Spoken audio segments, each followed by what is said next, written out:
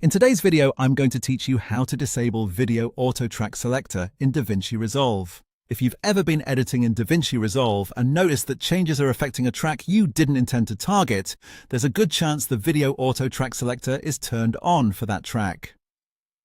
This setting is useful in many situations, but when you want more control over exactly which track is active during edits, turning it off can make your workflow much smoother. To begin, go to your video track in the timeline. This is the area where all of your clips are arranged in stacked layers and each track is labeled on the left side. Depending on how many tracks you have in your project, you might see labels like V1, V2, or higher. These labels indicate the position of the video track in your timeline.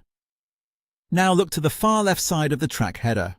In that section, you'll see a set of small buttons associated with that track. Among them, you'll find the button labeled V1 or V2, depending on which track you're working with. This is the Video Auto Track Selector button.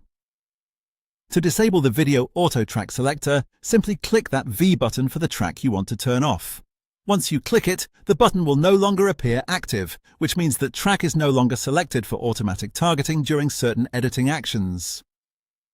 This can help prevent accidental changes and makes it easier to work only on the tracks you actually want to affect. If you have multiple video tracks, make sure you're clicking the correct one. It's a small control, so it helps to pause for a second and confirm you're on the right track before continuing with your edit. This is especially helpful in larger projects where several layers of footage, graphics, or adjustment clips are stacked together. That's all it takes to disable the Video Auto Track Selector in DaVinci Resolve. It's a very simple setting, but it can have a big impact on how precise and organized your editing process feels.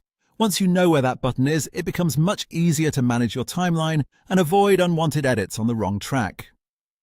Thanks for watching, and I'll see you in the next video.